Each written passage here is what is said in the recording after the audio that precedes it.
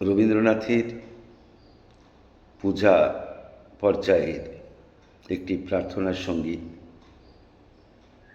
Boris ধরা মাঝে শান্তির বাড়ি। এই গানটি সম্পর্কে আমার অনুভূতির কথা তুলে ধরার চেষ্টা করব। গানটি আমাকে ভীষণভাবে আকর্ষণ করে, আলোড়িত করে।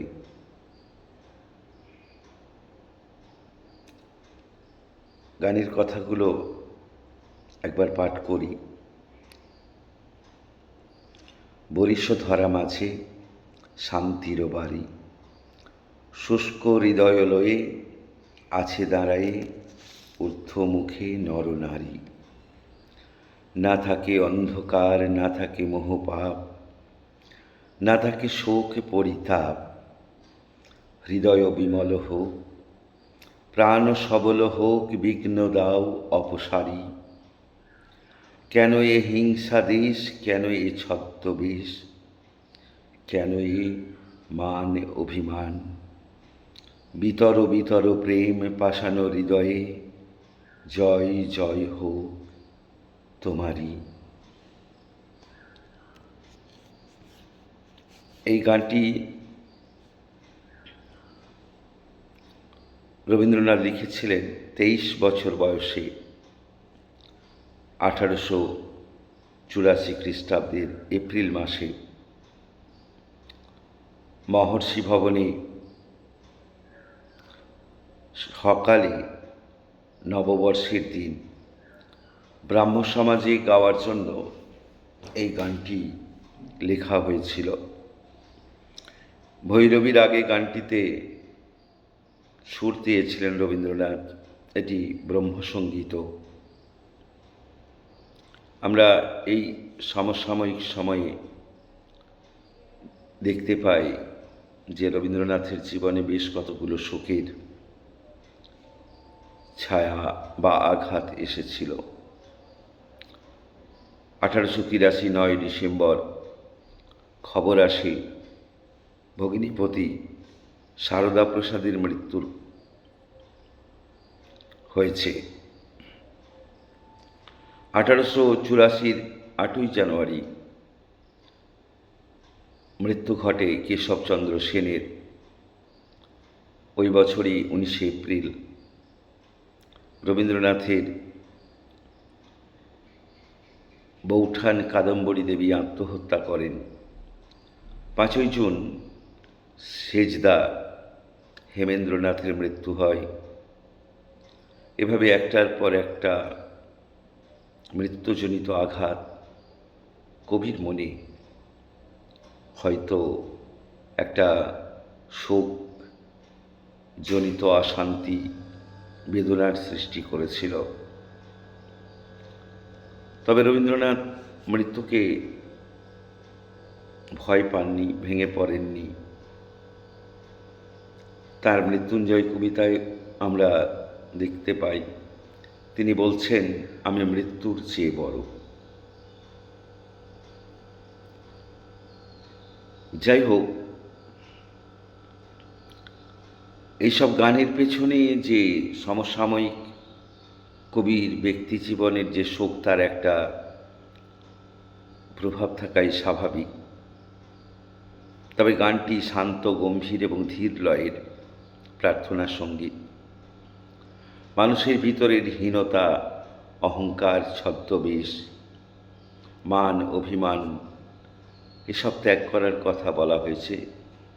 স্রষ্টার কাছে আত্মসমর্পণের কথা এই গানে বলা হয়েছে। সমাজ ও বিশ্বের অস্থিরতা, হিংসা, বিদ্বেষ যখন চরমে পৌঁছায়, হৃদয় হয়ে যায় শুষ্ক মরুভূমি, তখন শান্তির বারিধারা জীবনকে প্রশান্ত করে, সুন্দর করে তোলে। কবি হিংসা এবং হীনতার অবসান চেয়ে ভালোবাসা এবং শান্তি কামনা করেছেন পরম স্রষ্টার কাছে। যুদ্ধের উন্মত্ততা, হিংসা এসব থেকে মুক্তি চেয়েছেন। আজকের শান্তিকামী মানুষের প্রার্থনাও যেন ধ্বনিত হয়েছে বা ধ্বনিত হচ্ছে রবীন্দ্রনাথের এই কালোজয়ী গানের মধ্য দিয়ে। আজকের এই যে সমসাময়িক যুদ্ধ বিধ্বস্ত পৃথিবী, মানুষ বড় কাঁদছে, মানুষ বড় অসহায়। ক্ষমতা, প্রতিপত্তি, দম্ভ, সম্পদ লাভের অপরিমিত আকাঙ্ক্ষা, কৌশলী লড়াই, সেটা কখনো প্রত্যক্ষভাবে আবার কখনো পরোক্ষভাবে।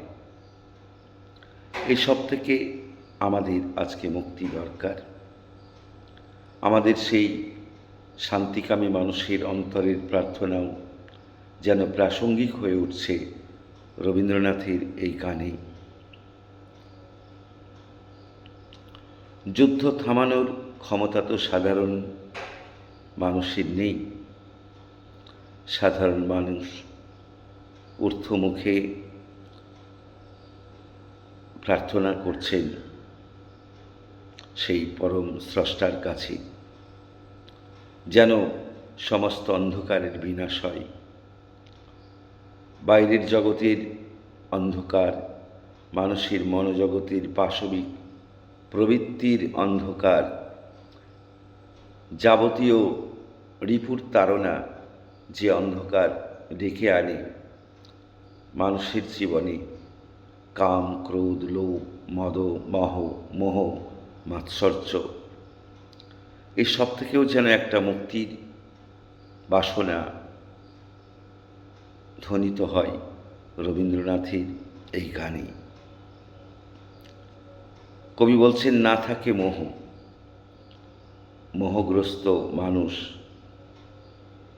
পাপাচারে বা পাপ কাজে লিপ্ত হয়, অসঙ্গত, অকল্যাণকর, মানবতা বিরোধী কাজে লিপ্ত হন মোহগ্রস্ত মানুষ। মোহগ্রস্ত মানুষ তমগুণে আচ্ছন্ন। তাদের এই পাপ থেকে জগৎকে, সংসারকে মুক্ত করতে না পারলে শান্তি আসবে না, আনন্দ আসবে না। আবার সেই সঙ্গে শোক এবং পরিতাপ থেকেও আমাদের মুক্ত হতে হবে। তবে একটা স্থায়ী শান্তির বাতাবরণ তৈরি হবে মানব জীবনে বা জগতে। কবি শোক, বিশেষ করে মৃত্যুজনিত যে শোক মানুষের জীবনে একটা অবশ্যম্ভাবী সত্য, এই শোক থেকে মুক্তির প্রার্থনাও করেছেন এই গানে। আসলে শোক তো হতাশা এবং বিষাদ আনে মানুষের মনে। হতাশামুক্ত না হলে কর্মে উদ্দীপনা, উৎসাহ, আগ্রহ নষ্ট হয়ে যায়। তাই শোককে জয় করতে হয়। সেজন্য চাই একটা মানসিক শক্তি। রামায়ণের দস্যু রত্নাকর, তিনি শোককে শ্লোকে রূপান্তরিত করে মহাকবি হয়ে সৃষ্টির আনন্দে অবগাহন করেছিলেন। রবীন্দ্রনাথ নিজের ব্যক্তি জীবনেও শোককে শ্লোকে রূপান্তরিত করে স্মরণের মতো কাব্য রচনা করেছেন। মৃত্যু শোক দিয়ে গান রচনা করেছেন। তিনি মৃত্যুকে কখনো ভয় পাননি। মৃত্যু তাঁর কাছে শ্যাম সমান। ভানুসিংহ ঠাকুরের পদাবলিতে তিনি বলছেন, মরণরে তুহু মম শ্যাম সমান।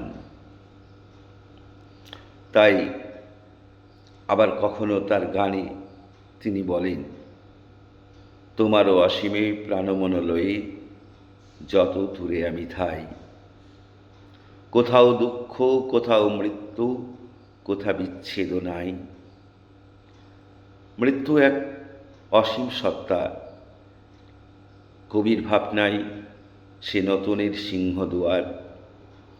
শ্রীমদ্ভগবদ্গীতার সেই বাসাংসি জিটনানি শ্লোকটির কথা যদি আমরা মনে করি, সেখানেও আত্মার অবিনশ্বরতার কথা ধ্বনিত হয়েছে। সেই অবিনশ্বরতা উপলব্ধি করলে আমাদের শোক দুঃখ মোচন হয়, বিষাদ দূরীভূত হয়, জীবন অমৃতময় হয়ে ওঠে।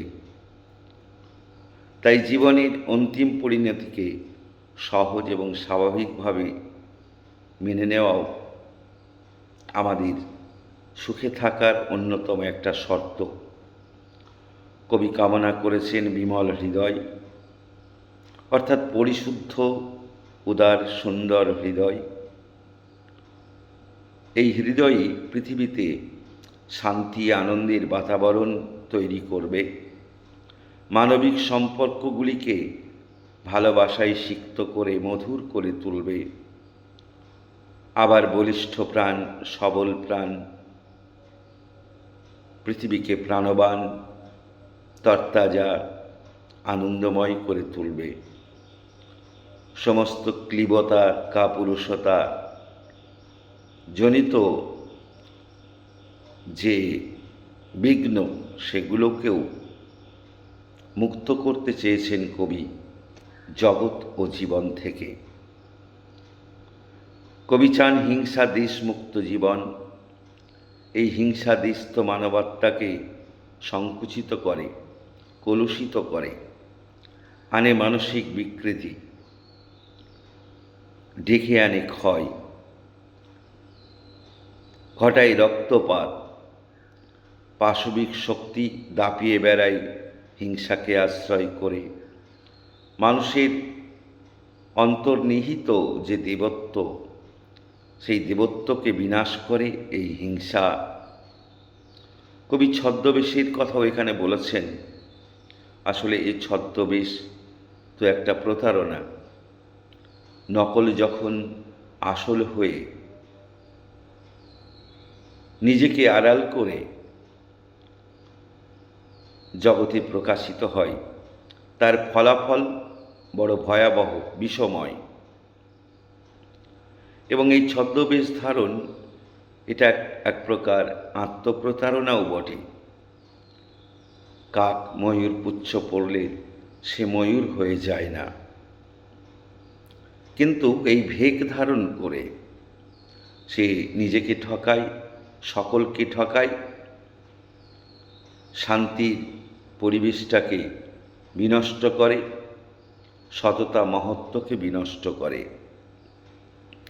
তাই ছদ্মবেশ মুক্ত আন্তরিক সৎ পৃথিবী কবি কামনা করছেন। আমাদের প্রকৃত স্বরূপে যেন আমরা প্রকাশিত হই, আমরা যেন অবক্ষয় মুক্ত হই, অন্ধকার মুক্ত হই। এই গানের মধ্য দিয়ে এই প্রার্থনা রবীন্দ্রনাথ করেছেন এবং চেয়েছেন ভালোবাসা স্রষ্টার কাছে। তাই কবির প্রার্থনা প্রেম বিতরণ করার জন্য। প্রেমিত জগৎকে সুন্দর করে, আত্মাকে প্রসারিত করে, মনের শক্তি বাড়ায়। আমরা তো জানি যে ভালোবাসার শক্তি, প্রেমের শক্তি ঘৃণার শক্তির চেয়ে অনন্ত কোটি গুণ বেশি। ভালোবাসা দিয়ে অনেক কিছু করা যায়। এই জীবন, জগৎ, সমাজ, পৃথিবীকে সুন্দর করা যায়। আর ঘৃণা, হিংসা শুধু দূরত্ব বাড়ায়, কলুষিত করে মানবিক পরিবেশকে, কলুষিত করে রাষ্ট্রীয় সম্পর্ককে, কলুষিত করে মানবতাকে, মানববন্ধনকে। তাই এসবের হাত থেকে আমাদের মুক্ত হতে হবে। পাষাণ হৃদয়কে ভালোবাসায় বিগলিত করতে হবে। এই কবির প্রার্থনা। যাবতীয় নিষ্ঠুরতার অবসান ঘটাতে হবে, ঘোষণা করতে হবে প্রেমের জয়গান। যুদ্ধ বিধ্বস্ত অশান্ত অবক্ষয়িত আজকের এই অন্ধকার পৃথিবীতে শান্তির জন্য রবীন্দ্রনাথের সেই প্রার্থনা যেন আজকের এই সময়ের যুদ্ধ বিধ্বস্ত বারুদের উপর দাঁড়িয়ে থাকা পৃথিবী, এই সময়ের মানুষের, শান্তিকামী মানুষের সেই প্রার্থনা যেন ধ্বনিত হচ্ছে রবীন্দ্রনাথের গানে। আমরাও যেন কণ্ঠ মিলিয়ে আন্তরিকভাবে সেই পরম স্রষ্টার কাছে প্রার্থনা করে বলতে চাইছি, বরিশধরা মাঝে শান্তির বাড়ি, শুষ্ক হৃদয় লয়ে আছে দাঁড়ায়ে ঊর্ধ্বমুখে নরনারী। না থাকে অন্ধকার, না থাকে মোহপাপ, না থাকে শোক পরিতাপ, হৃদয় বিমল হোক, প্রাণ সবল হোক, বিঘ্ন দাও অপসারী। সকলকে আন্তরিক শুভেচ্ছা নমস্কার জানিয়ে আমার ভালো লাগা, অন্তরকে স্পর্শ করা রবীন্দ্রনাথের এই গানটি সম্পর্কে আমার ব্যক্তিগত উপলব্ধি, অনুভূতির কথা বললাম। আপনাদেরকে নমস্কার, আন্তরিক শ্রদ্ধা জানিয়ে আমার সামান্য কথা শেষ করলাম। সকলে ভালো থাকবেন।